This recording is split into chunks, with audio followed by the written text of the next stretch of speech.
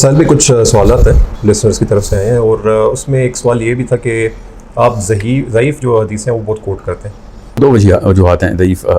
کسی بھی جگہ پہ کوئی معاملہ ایسا ہو جس میں ڈسکرپشن میں متن کو واضح کرنا ہو، تو اس کے لیے اگر آپ کے پاس کافی ساری کلیکشن ہے ضعیف حدیث کی تو وہ کافی ہوتی ہے. سب سے پہلی وجہ تو یہ ہے. اور ضعیف حدیث کو نا پاکستانی جو اسٹوڈنٹس ہیں نا وہ نعوذ باللہ موضوع کے کیٹیگری میں لیتے ہیں. جتنا بھی آپ امپریشن دیکھیں گے نا کہ ضعیف حدیث ہے وہ موضوع ہے. موضوع یہ بہت کلیئر ڈسٹنکشن ہونی چاہیے کہ علمی سطح کے اوپر ضعیف حدیث کی بہت بڑی ویلیو ہے.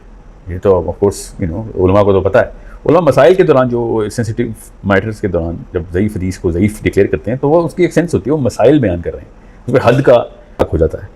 جب بات ہوتی ہے کہ فار ایگزامپل میں آپ کو مثال دیتا ہوں کہ میں نے ابھی کچھ دنوں پہلے ایک سیشن کیا تو اس میں میں نے کہا کہ عبد الرحمن بن عوف وہ جنت میں جب پہنچیں گے تو صحابہ کہیں گے اتنے سالوں سے آپ ادھر تھے جی تو کدھر رہ گئے تھے؟ تو انہوں نے کہا کہ وہ کہیں گے کہ میں پیسوں کا حساب دے رہا تھا.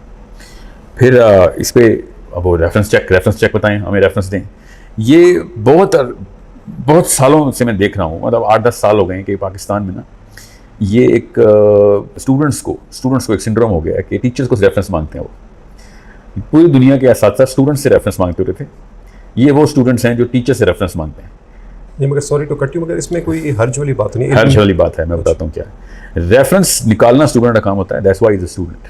اگر تو کوئی ایسی حدیث میں کوٹ کروں جو کہ بالکل ہے ہی نہیں، ٹھیک ہے ہی نہیں، تو وہاں پہ میری کوتاہی ہے. مگر میں اگر یہ بتاؤں کہ یہ والی حدیث اس کا ریفرنس یہ والی حدیث کا ریفرنس یہ، تو ایک تو اس سے بات کا فلو ٹوٹ جائے گا. دوسرا، اگر میرے پاس ریفرنس نہیں ہو تو میں کوٹ کیوں کروں گا وہ حدیث؟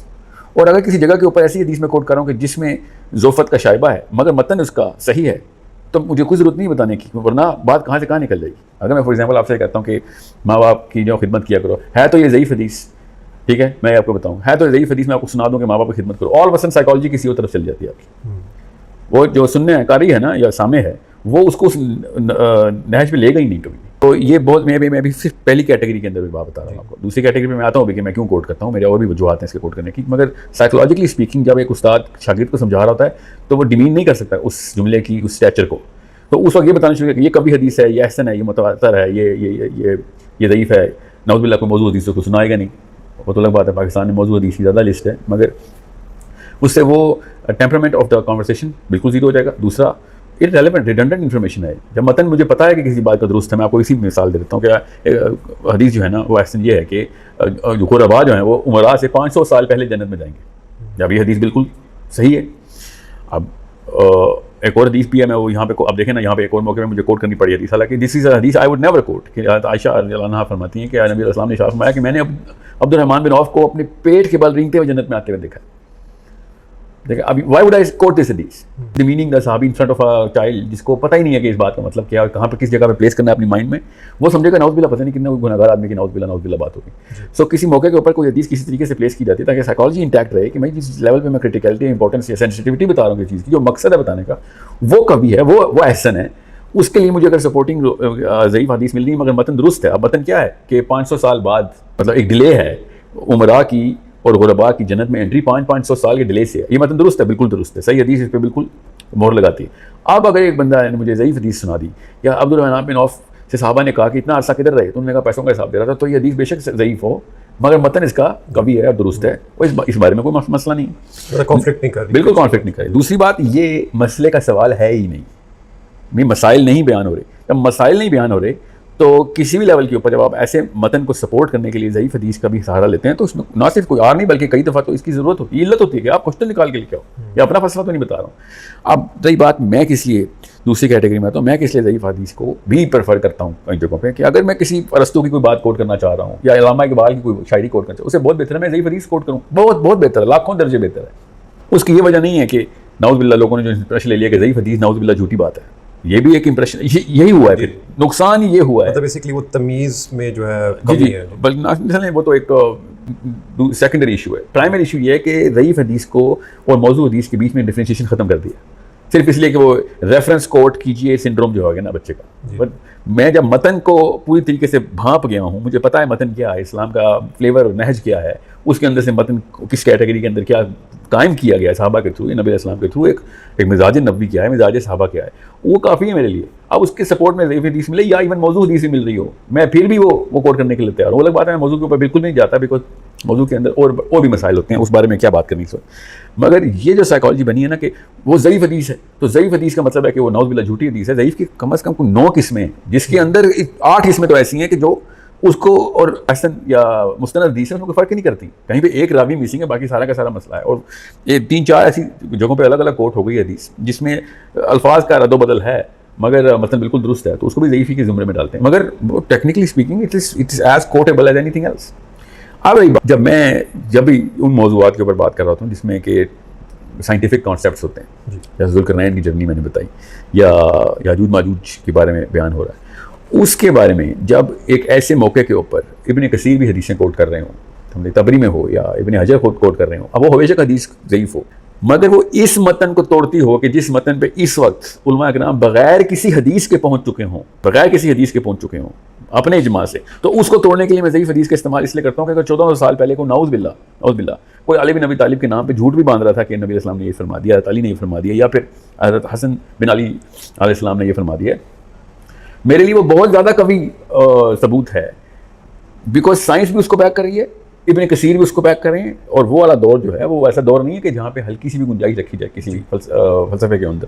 اس وقت یاجوج ماجوج کو کوئی یہودیوں میں ڈال رہا ہے, کوئی آرمینیا میں ڈال رہا ہے, کوئی چائنا میں ڈال رہا ہے, لٹرلی چائنا کے اوپر کتابیں لکھی جا رہی ہیں, یہ پروفیسر صاحب کی کتابیں تھیں. اس کے پیچھے کوئی کبھی حدیث ہے یا کوئی مستند متواتر حدیث ہے کہ چائنیز ہیں یا پھر آرمینین جوز ہیں, یہ کون سی حدیث ہے؟ کوئی حدیث نہیں ہے اس کے پیچھے. مگر میں ایک ضعیف حدیث لے کے آ رہا ہوں کہ وہ سیدنا حسن سے مروی ہے کہ یاجوج ماجوج سے پہلے والی قوم کا حلیہ کیا تھا, یا ذوالقرنین بادلوں کے اوپر رکھتا تھا ٹریول کرنے کی. اب یہ ضعیف ہے, ٹھیک ہے, ابن کثیر کو نہیں پڑھا تھا ضعیف ہے, اس نے تو کوٹ کر دی, ظاہر اس کو بھی پڑھا ضعیف ہے, اس نے اس لیے کوٹ کی کہ جو متن کو قائم کرنا ہے, پورا کا پورا کانٹیکسٹ بلڈ کرنا ہے, تو اس کو پتہ ہونا چاہیے کہ اسٹوڈنٹ کو کہ دس از ارریلیونٹ, کہ وہ حدیث کی صحت کیا ہے, ریلیونٹ اس کہ اس وقت کانسیپٹ بیان کرنے کی کے پیچھے فلسفہ کیا بیان کیا جا رہا ہے, کانسیپچولائز سائیکالوجی کیا کریٹ کی جا رہی ہے. اس طریقے سے کعب الاحبار رضی اللہ عنہ اسرائیلیات بہت سناتے تھے, علماء کرام کا بھی بیان ہے, اور اس لیے ان کی حدیثوں کو ضعفت میں ڈال دیتے ہیں. بے شک وہ سناتے تھے اسرائیلیات, مگر 1400 سال پہلے ہی سناتے تھے نا. 1400 سال پہلے وہ کہتے تھے کہ ذوالقرنین جو ہے نا اپنا گھوڑا سریا سے باندھ کے آیا تھا. 1400 سال پہلے بھی ان کے پاس کوئی نیوٹن یا آئنسٹائن کا علم آیا ہوا تھا کہ وہ اوپر ذوالقرنین کو اوور دا گیلیکسی لے کے چلے گئے, یا جیسے آسمان زمین کے ایٹماسفیئر کے اوپر لے گئے. سریا پہ تو آرمینین جوز نہیں ہوتے نا. The point is burden of proof is on the person who has absolutely no evidence. میرے پاس تو پھر ضعیف حدیث کا ایویڈنس ہے, مگر میں ضعیف حدیث کو ایز این ایویڈنس نہیں لیتا ہوں, as an indicator to the evidence جو کہ ابن کثیر نے باندھ دیا یا پھر صحابہ کرام کے ناموں سے ہے. اب ایک آسان سی بات ہے جس میں متن کیا ہے, متن کا میں تھوڑا سا مثال بھی دے دوں. ذوالقرنین کو اللہ تعالیٰ نے کہہ دیا کہ اس قوم کے ساتھ دونوں قوموں میں سے آپشن دے رہا ہوں, یا تباہ کر دو یا پھر ان کو جزا دے دو یا سزا دے دو. کبھی بھی نبیوں کو یہ بات نہیں کی گئی, کسی بھی نبی کوئی آرڈر اللہ نے نہیں دیا کہ یہ قوم ہے, اگر چاہو تو اس کو سزا دو, چاہو تو جزا دو. میں متن بتا رہا ہوں, متن یہ ہے. اب متن کیا ہے کہ کسی نبی علیہ السلام سے آدم سے لے کے نبی علیہ السلام تک کسی بھی نبی کو یہ الاؤنس نہیں تھی کہ تم دنیا کے اندر فیصلہ کر لو کسی بھی قوم کا. اور ذوالقرنین نے وہی کیا جو اللہ باذن اللہ کہ اللہ نے جو اللہ تعالیٰ کے حکام کے اوپر پورا اترے گا, میں اس کے ساتھ وہی کروں گا جو حکام ٹھیک کرے گا تو ٹھیک ہوگا, برا کرے گا تو میں سزا دے دوں گا. اس بنا کے اوپر متن کیسے کمپلیٹ ہو رہا ہے کہ عمر بن خطاب نے کہا کہ وہ انسان نہیں تھا بھائی, فرشتہ تھا, کیونکہ یہ انسانوں کے معاملات کے اندر یہ والی رولنگ کبھی بھی اللہ تعالیٰ نے الاؤنس میں دی نہیں کسی کو. نبی تو بالکل بھی نہیں تھا, مگر وہ جو بھی تھا وہ اتنا برگزیدہ بندہ تھا. یہ واقعہ اس وقت کا ہے کہ جس وقت ایسی رولنگ نہیں ہوتی تھی. اب متن یہ ڈیفائن ہو رہا ہے, اس متن کے زمرے کے اندر, زمرے میں کچھ ایسی باتیں ہیں کہ جو کسی نہ کسی ثبوت کی محتاج ہیں. اب کوئی مطلب لیکچر اٹینڈ کر چکا ہوں میں کہ وہ جروسلم کے اوپر آئے تھا یہ سورہ انبیاء کہ جب یاجوج ماجوج بولا اللہ تعالیٰ نے کہ جب کسی بستی کو اللہ تعالیٰ ہلاک کر دیتے ہیں تب تک آباد نہیں ہوتی جب تک کہ اللہ تعالیٰ یاجوج ماجوج کو نہ کھول دیں. وہ بستی کون سی؟ جروسلم ہے. خدا کے بندو کچھ ثبوت تو دیں نا اس کا. آپ کی opinion is not enough evidence. Where are you putting Jerusalem inside that آیا. اور لیٹس جسٹ سے کہ علماء کرام نے کہہ دیا جی, امین حسن اصلاحی نے کہہ دیا جی, یا پھر فرائی صاحب نے کہہ دیا, ایون مودودی صاحب نے کہہ دیا, یا آئی ڈونٹ کیئر کسی بھی دور کے عالم نے کہہ دیا.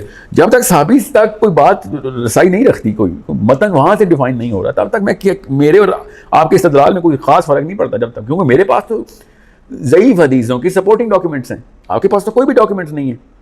سو دس از وائی ضعیف حدیث کوٹ کرنا اتنا ضروری ہو جاتا ہے کہ آپ بغیر کسی حدیث کے آ رہے ہیں, میں ضعیف حدیث کے آ رہا ہوں, آپ کو بلکہ یہ کہنا چاہیے کہ ساحل صاحب کے پاس تو پھر ضعیف حدیث ہیں, آپ کے پاس کیا ہیں.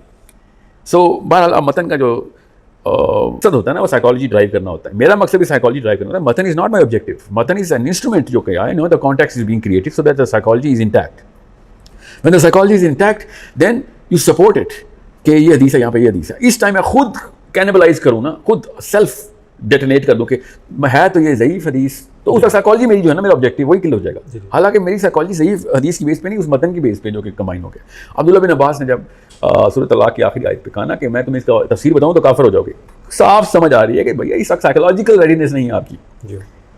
آپ پہ باتیں ہو رہی ہیں کہ وہ آپ نے ضعیف حدیث کر دی, کوئی ضعیف حدیث نہیں ہے, یہ حدیث پہ کوئی بحث نہیں ہے, متن کے اوپر بحث ہے. علماء کہتے ہیں اس حدیث کے متن کے اوپر بحث ہے, مگر حدیث جو ہے وہ مستند ہے اور صحیح ہے. یہاں پہ میں نے جان کے اس بچوں کو کنفیوز نہیں کرنا چاہ رہا کہ میں اس طرف جاتا بھی نہیں اس طرف کہ یہاں پہ متن پہ اس حدیث کے متن پہ بحث, I am not going to quote this hadith, so I don't quote this hadith.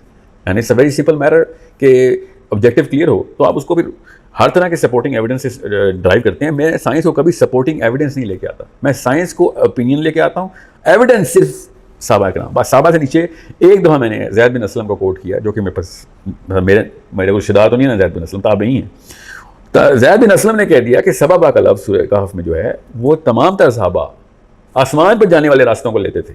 اب ایک تابعی تک کی بات آ چکی ہے, اب آسمان پہ جانے والے راستے تابعی کہہ رہے ہیں. اب وہ شیخ عمران بولیں یا اولیاء مقبول جان بولیں یا مودودی صاحب بولیں یا ڈاکٹر اسرار بولیں کہ وہ دنیا میں ہیں, یا پروفیسر رفیق صاحب بولیں, آئی ڈونٹ ریئلی کیئر کہ وہ کوئی اور بول رہا ہے. تابعی نے کہہ دیا آسمان پہ جانے والے راستے, آپ مجھے بتائیں آپ کے پاس کیا ایویڈنس ہے کہ دنیا میں کوئی راستے ہیں یوز کرنا ان کے. زید بن اسلم نے کہہ دیا آسمان کی طرف جاتے ہیں. کعب بن احبار صحابی نے کہہ دیا سریا پہ آسمان پہ گیا, میں صحابی بتا رہا ہوں, تابعی بتا رہا ہوں. اب رہی بات باقی کے صحابہ کی, وہ فرشتہ تھا اور بادلوں میں ٹریول کرتا تھا, اور اس سے پہلے جو یاجوج ماجوج سے پہلے جو قوم ملی وہ ان کے کان ایسے تھے کہ وہ ایک کان لپیٹتے تھے اور نیچے گدے کی طرح بچھاتے تھے, اوپر لپیٹ کے سو جاتے تھے, دن کو پانی کے اندر چلے جاتے تھے, رات کو پانی سے باہر آتے تھے, سورج کی ریز ان کو بالکل جلا دیتی ورنہ. یہ ابن کثیر نے لکھی ہوئی ہیں. اب اتنی جلدی ابن کثیر کو آپ نے ڈیورس دے دیا کیونکہ شیخ عمران نے کہہ دیا یا ڈاکٹر اسرار نے کہہ دیا. میں ابن کثیر کو قربان نہیں کرنے والا کسی بھی اسکالر کے اوپر جب تک کہ آپ کوئی اور صحابی یا تابعی نہیں لے کے آتے. اب بیچ میں گزرے, انہوں نے ساری ضعیف حدیثیں کوٹ کی ہیں ابن کثیر نے. بہت چھوٹا مسئلہ ہے, بہت بڑا مسئلہ یہ ہے کہ بغیر حدیثوں کے آپ نے چائنا یا آرمینیا میں یاجوج ماجوج بٹھا دیا. یہ غامدی صاحب نے تو کاکیجن گوروں کو کہہ دیا یاجوج ماجوج. Thanks for watching. Subscribe now.